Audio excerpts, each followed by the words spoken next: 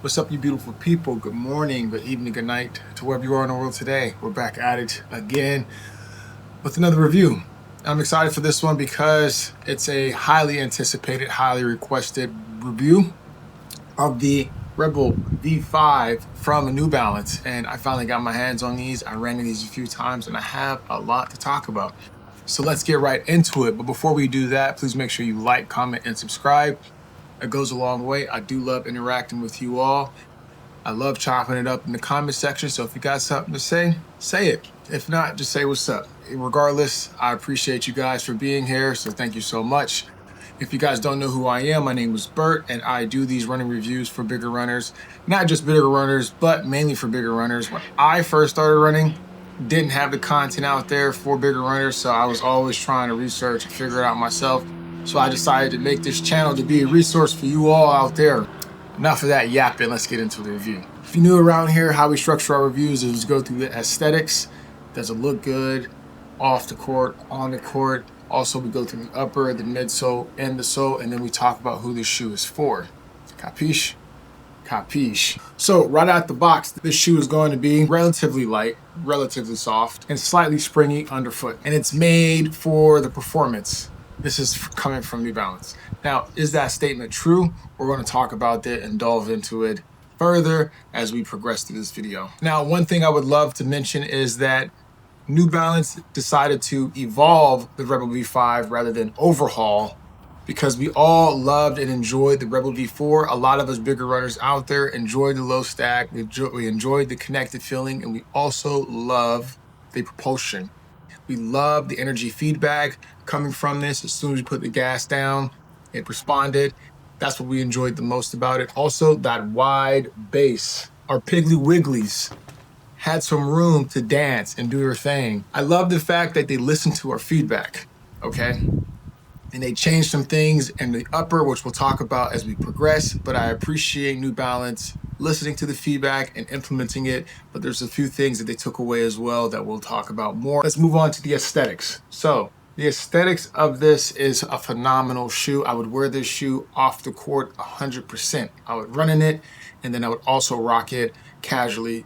I love the geometry. I love the midsole. I love the mesh upper. I love the fact that they added the heel collar there as well. And I love the big, bold New Balance hit on the medial side and on the lateral side and the medial side. And I just love the colorway as well.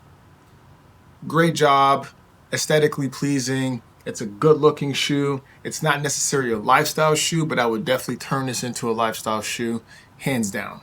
So kudos to New Balance for that. Moving on to the upper, it's a mesh upper, similar mesh upper Phantom fit as the Rebel V4. So if it ain't broke, don't fix it. And that's exactly what New Balance did. So I appreciate that. Living in Florida, especially in Florida heat, you need a mesh upper shoe, breathable mesh upper shoe. And New Balance delivered with the Rebel V5. Also, they fixed the tongue.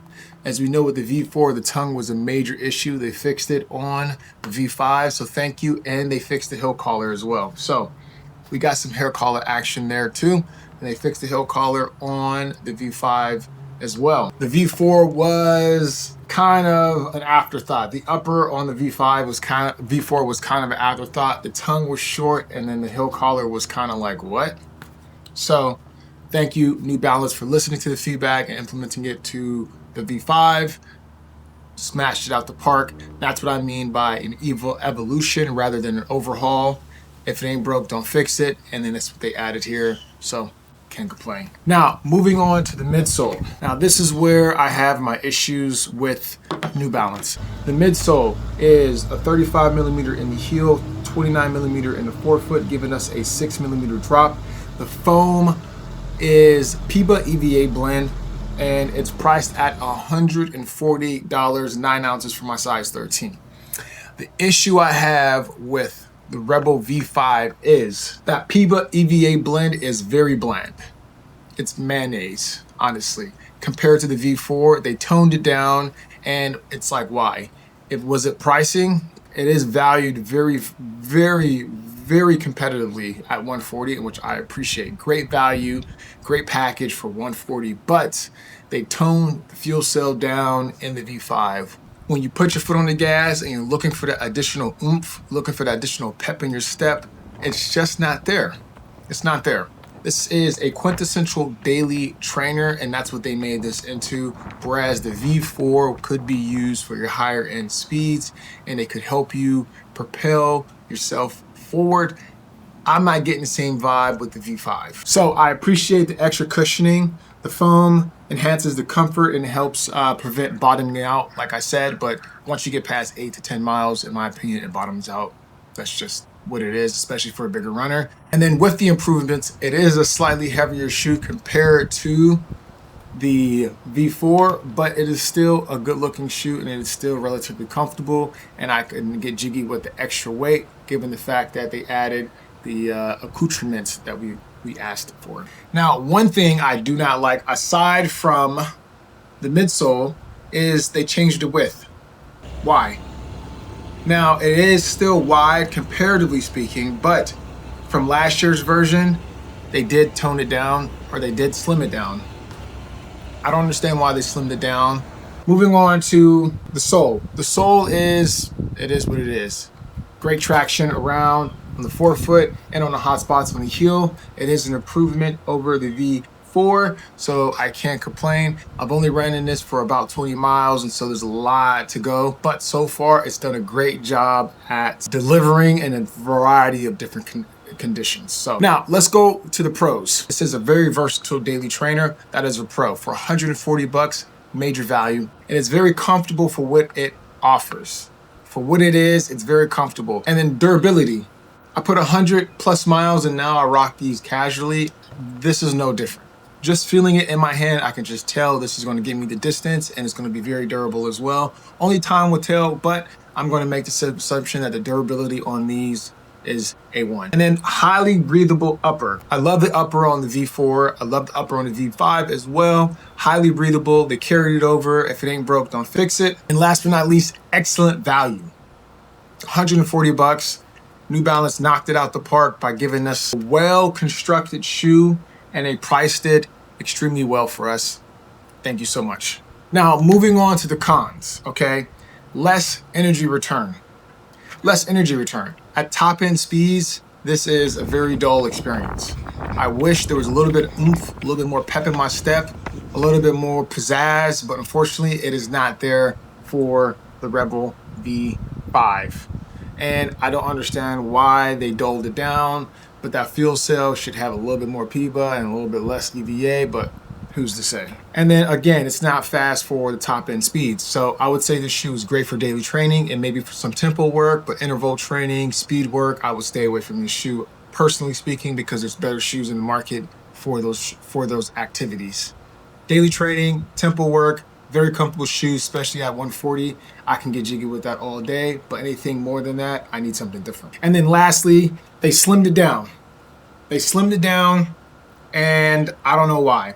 So last con is I wish it was a wider fit like it was on the V4, but I'm not gonna hate on it that much because it's still a great package product for 140, and it gets the job done and it delivers. I wish it was slightly wider like it was last year. Now, who is this shoe for? Is this shoe big body certified? I would say yes, it definitely is big body certified. I think it is a great evolution from the V4 into the V5. And if you like the V4, you will most likely like the V5 with the exception of the energy return. I wish in the V6 they would bring that back.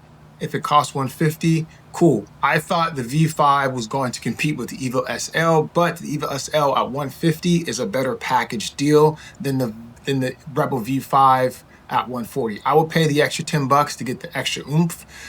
But then again, New Balance would have to mass produce the V5 like the Evo SL. And that's a whole different kind of question. That's a whole different conversation in regards to sustainability, because you see what Evo SL is doing. I mean, they make that thing in every different color for every different team, and a lot of people are having issues with fit and quality control. So I don't know. But I was hoping the V5 would compete with the Evo SL. Put it all together, the New Balance FuelCell Rebel V5 brings welcoming refinements over its predecessor, especially in comfort and versatility, making it a standout daily trainer at priced at $140. And it's balanced and very livable. But I do think that New Balance needs to take these additional considerations that we're saying about the propulsion and the energy return and put it in the V6. That is all I got for you all. If I missed anything, let me know. Until then, I will see you when I see you. Deuces.